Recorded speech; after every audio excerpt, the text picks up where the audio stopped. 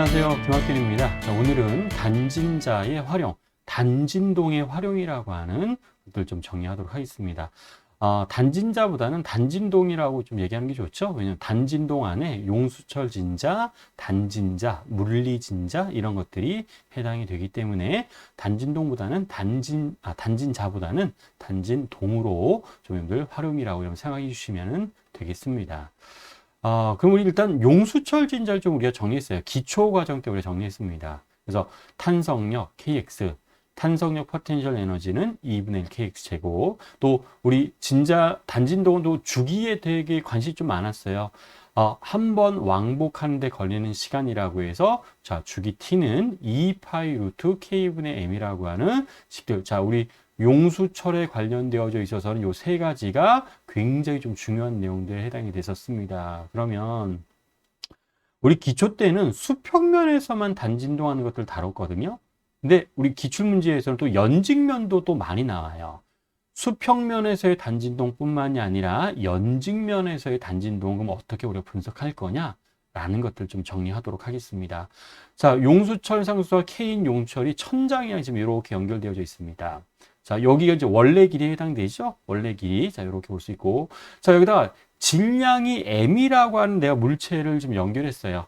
질량이 M이라고 물체 연결하면, 여기가 이제 X만큼 늘어나서 여기에서 지금 어떤 상태로 여러분 얘기할 거냐면, 자, 정지한 상태입니다. 여기 지금 정지해 있다라고 여러분 가정할 거예요. 자, 정지해 있으면, 자, 우리, 수평면에서 단진동하는 거랑 연직면에서 단진동하는 거랑 굉장히 좀 중요한 차이가 수평면에서는 용수철의 원래 길이인 위치가 우리 평형점이라고 얘기해 줄 수 있었습니다. 근데 연직면에서는 중력을 반드시 고려하셔야 돼요. 그래서 자, 중력과 탄성력의 합이 0인 곳, 즉 합력이 0인 곳이 여기예요. 그래서 이곳을 우리는 뭐라고 하냐면 여기를 우리가 평형점이라고 얘기할 거예요. 자, 뭐랑 같은 곳, 자, 중력과 탄성력이 같아서 합력이 얼마가 되는 곳입니다 라고 얘기할 수 있냐면 0이 되는 곳, 이곳을 우리는 평형점이라고 우리가 얘기를 해줄 겁니다. 평점에 해당됩니다. 자, 근데 이 상황에서 정지한 상황입니다. 내가 이 물체를 아래쪽으로, 자, 이 상황에 해당되죠? 아래쪽으로 X만큼 내가 잡아당길 거예요. 평형점에서 물체를 다시 아래쪽으로 X만큼 잡아당겼다가 딱 놓을 겁니다.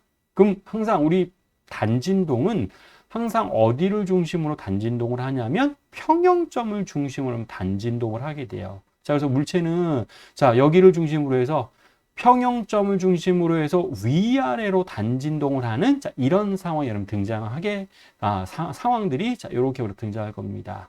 자, 그랬을 때 자, 우리 평형점을 지나는 속력이 있을 거잖아요. 여기 이제 V라고 할게요.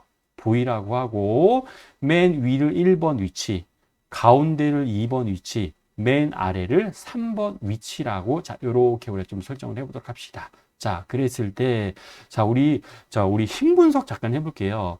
자, 질량이 M이라고 물체가 있으니까 어디에서나 아래 방향으로는 mg라고 하는 중력은 다 여러분 작용하고 있을 거예요. mg는 다 작용합니다. 자, 근데 탄성력도 이제 존재하게 되겠죠. 근데 1번 위치에서는 용수철의 그냥 원래 길이인 위치였으니까 1번 위치에서는 탄성력이 작용하지 않아요. 없습니다. 아예 없어요. 근데 2번 위치에서는 용수철이 원래보다 지금 X만큼 늘어났으니까 자, 탄성력의 방향은 늘어난 방향과 반대 방향이었습니다. 위쪽으로 KX라고 하는 탄성력이 작용할 거고 아래쪽으로 더 X만큼 더 늘어나면 그러니까 원래 길이에서 그러면 자, 원래 길이에서 총 얼마만큼 늘어난 거예요? 2x만큼 늘어났죠? 그럼 3번 위치에서의 탄성력은 여러분 얼마라고 하셔야 되냐면 여기는 2kx라고 여러분 얘기하셔야 돼요. 근데 우리 요 조건 때문에 우리 mg는 kx랑 좀 같은 조건이었었습니다. 그러면 우리는 가속도가 항상 대칭이에요. 모든 단진동은 평형점을 중심으로 대칭에 해당됩니다. 그래서 자, 1번 위치에 있을 때 가속도가 아래 방향으로 a라고 할게요. 자, g에 해당되죠. A1이라고 잠깐 설정하도록 하겠습니다. 그러면 2번 위치는 평형점에 해당되니까 여기는 가속도 0이에요. 평형점에서는 합력이 0이어서 가속도가 0이 되고, 자, 맨 아래에 있는 위치 3번 위치는 위쪽으로 EKX, 아래쪽으로 MG인데 우리 MG는 KX랑 같다라고 했잖아요. 그럼 EKX는 뭐라고도 얘기할 수 있어요? EMG라고도 얘기할 수 있습니다. 그래서 3번 위치에서의 가속도도 위쪽 방향으로 A1이 되고요. 얘는 우리 G라고 여러분들 똑같이 얘기할 수 있어서 1번 위치에서의 가속도의 크기와 3번 위치에서의 가속도의 크기는 동일합니다. 라고 얘기할 수 있습니다. 자, 좀 더 일반화시키면 평형점을 중심으로 위쪽과 아래쪽의 대칭인 위치에서는 가속도의 크기가 항상 동일합니다. 라는 것들로 얘기를 해줄 수 있습니다. 그래서 자, 힘 분석 한번 해본 거고요. 자, 이번 에너지 분석 해볼게요. 우리 수평면에서 단진동할 때는 운동 에너지와 탄성력 포텐셜 에너지만 우리가 비교했으면 됐었습니다. 근데 연직면에서 단진동을 하는 경우에는 중력 포텐셜 에너지도 우리는 고려하셔야 되죠. 그래서 자, 1번 위치. 자, 1번 위치는 운동 에너지 0이에요. 여기 1번과 3번은 우리 터닝 포인트에 해당되는 지점이어서 방향이 바뀌는 지점에서는 속력이 0이 되고 운동 에너지도 0인 곳입니다. 라고 얘기할 수 있습니다. 근데 2번 위치가 속력이 최대여서 2분의 1 MV 제곱 얘기할 수 있고요. 자, 탄성력 포텐셜 에너지는 2분의 1 KX 제곱이었어요. 그럼 이제 늘어난 길이가 중요하죠. 근데 1번 위치에서는 용수철의 늘어난 길이가 0이기 때문에 탄성력 포텐셜 에너지도 0이라고 하시면 되고 2번 위치에서는 X만큼만 늘어난 곳이기 때문에 2분의 1 KX 제곱 3번 위치에서는 2x만큼 늘어났네요. 그래서 2분의 1k 2x의 제곱을 이렇게 표현해 주시면 됩니다.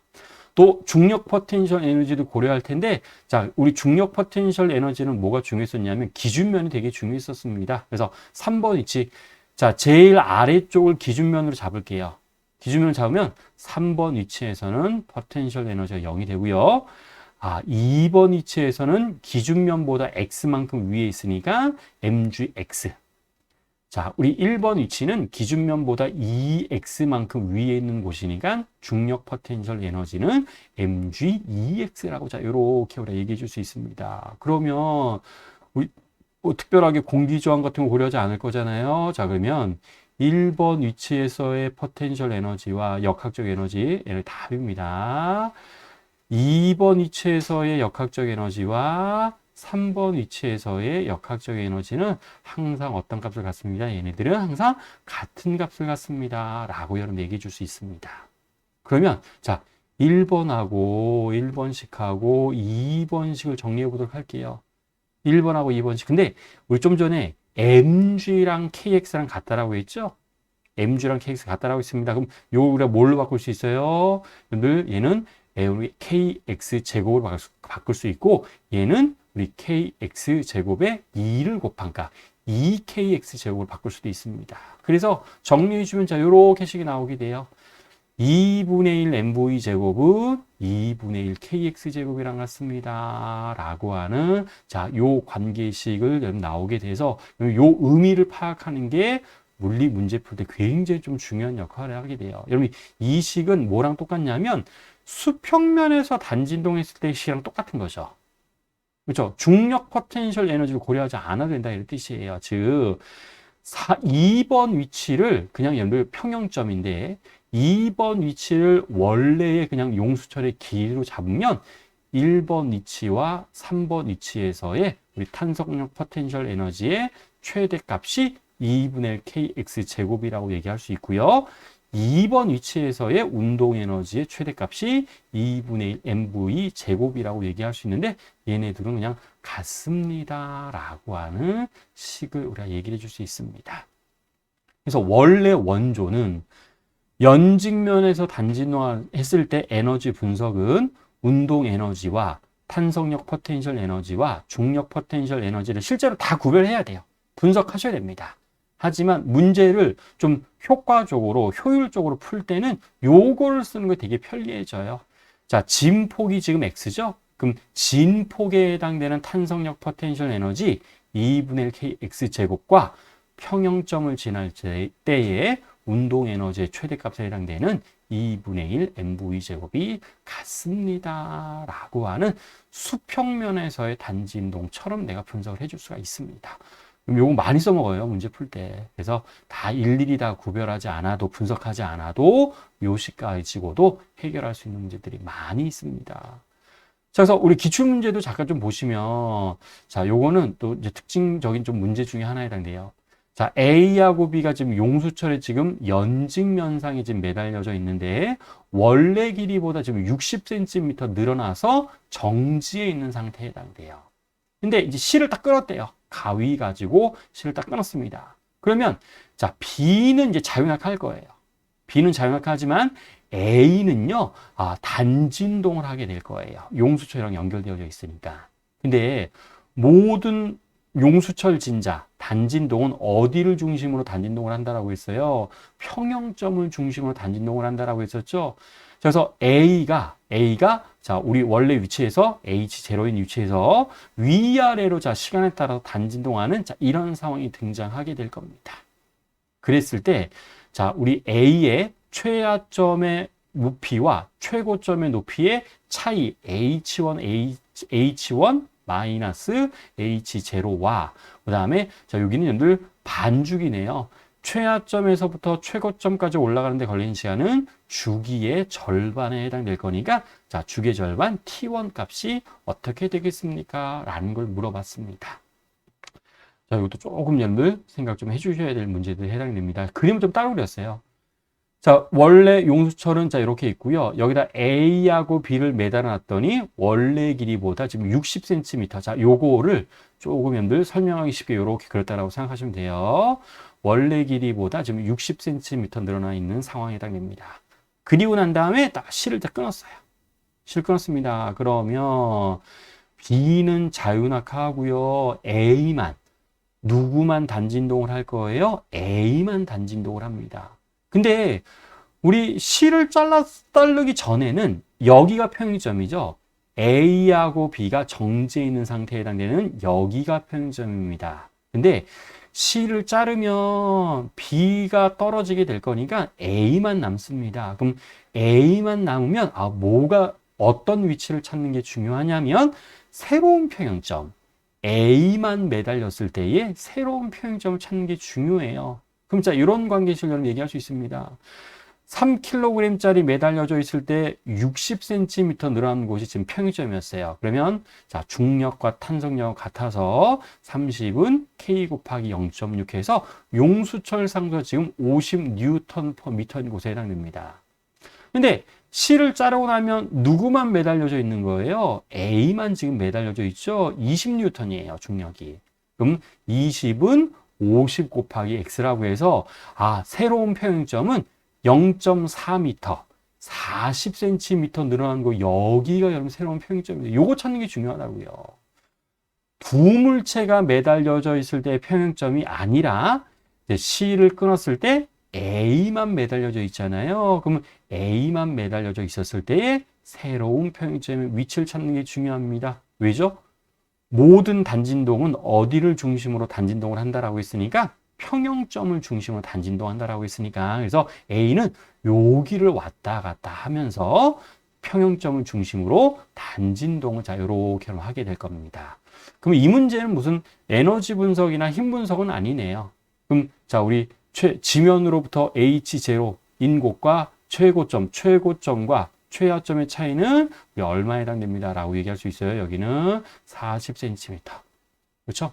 최고점과 최하점은 40cm 또는 진폭을 물어볼 수도 있겠죠. 그래서 진폭은 20cm이지만 문제에서 요구하는 거는 최고점과 최하점의 차이이기 때문에 40cm라고 여러분 얘기하셔야 돼요. 자, 그 다음에 T1은 이거는 주기식 그대로 이용할 겁니다. 자, 용수철 진자의 주기 공식들은 좀 기억하셔야 돼요. 2파이 루트 뭐였어요? K분의 M이었습니다. K50이라고 하는 거 구했어요. M은 우리 2kg짜리 A 혼자만 지금 남아서 단진동을 하고 있으니까 2kg을 자, 요렇게 집어넣으시면 됩니다. 그러면 우리가 뭐가 나와요? 2파이 곱하기 10분의 2라고 하는, 자, 분모분자에다가 2 곱해주시면 100분의 4죠? 루트 밖으로 10분의 2로 나오게 될 겁니다. 그러면 10분의 4파이초라고 하는 10분의 4파이초 5분의 우리 얼마에 해당됩니다 라고 얘기할 수 있냐면, 자, 우리 얘기할 수 있고, 자, 2kg짜리 해당이 되고, 자, 20cm 왔다 갔다. 이건 주기죠? 근데 지금 문제에서 요구하는 건 T1이에요.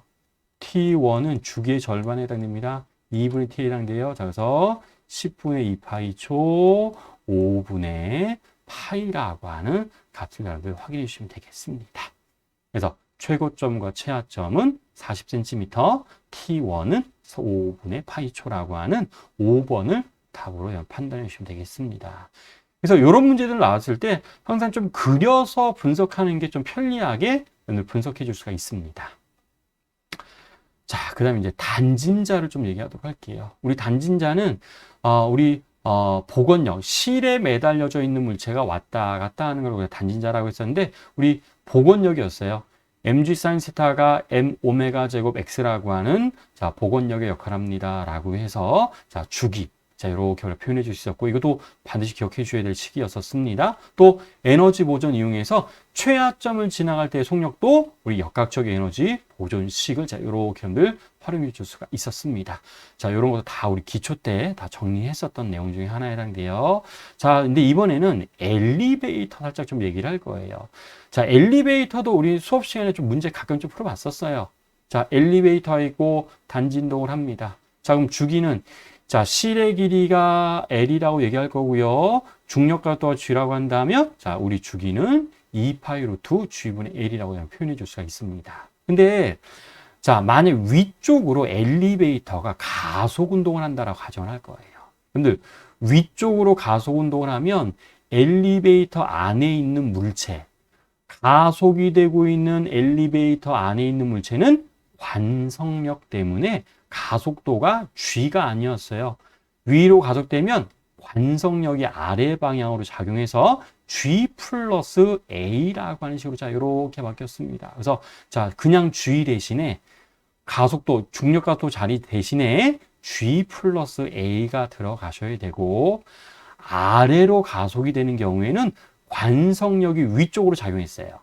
그래서 G 대신에 중력 가속도가 그냥 G가 아니라 G-A로 여러분들 표현해 주셔야 됐었습니다.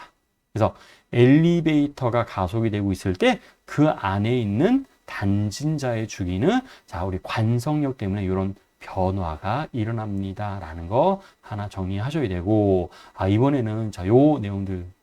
자, 버스가 오른쪽으로 지금 가속 운동을 합니다. 등가속도 운동을 한다라고 지금 설정할 거예요. 그럼 천장에 매달려져 있는 물체는요, 연직면에 대해서 어느 쪽으로 기울어지게 돼요? 왼쪽으로 세타만큼 기울어진 상태에서 지금 오른쪽으로 지금 가속되는 상황으로, 자, 이렇게 설정을 좀 해보도록 합시다. 그런 다음에 내가 살짝 왼쪽으로 물체를 들었다가 딱 놓을 거예요. 딱 놓습니다. 그러면 딱 놓으면 우리 어디가 평점? 여기가 평점이죠. 우리 모든 단진동은 평형점을 중심으로 단진동을 한다라고 했었습니다. 그럼 물체가 이렇게 여기를 왔다 갔다 하는 가운데를 중심으로 단진동을, 자, 이렇게 하게 될 겁니다.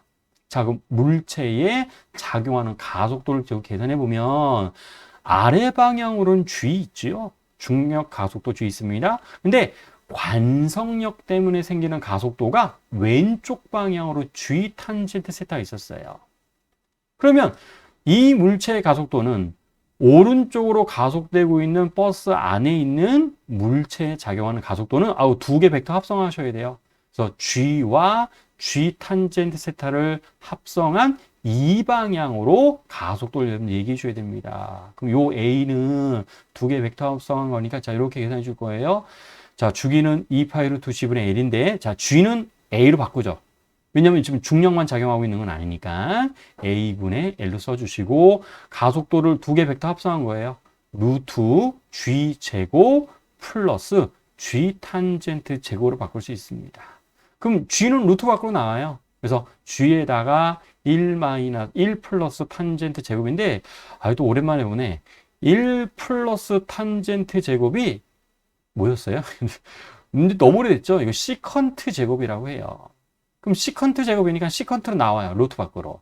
근데 시컨트는 코사인 분의 1에 해당이 돼서 씁니다. 그래서 자, 요 값을 계산하면 코사인 분의 g라고 하는 자, 이런 값이 나오게 되고, 자, 요 가속도를 위에 있는 a 자리에다 여러분 집어넣어 주시면 돼요. 그래서 주기는 자, 요 상황에서 자, 요렇게 단진동하고 있었을 때의 주기는 2파이 루트 g분의 L 코사인 세타입니다. 라고 하는 값으로 표현해 주시면 되겠습니다. 자, 조금 좀 응용한 거죠? 단진자를 엘리베이터와 또 버스에서의 응용하는 상황입니다. 라고 보시면 되겠습니다. 자, 그래서 단진동의 활용이라고 해서 용수철 진자의 응용, 단진자의 응용 두 가지는 우리 시험에, PT 시험에 너무나도 자주 나와요. 그래서 꼭 공부하시고 복습을 좀 해주시면 되겠습니다. 자, 오늘은 여기까지 마무리하도록 하겠습니다. 수고하셨습니다.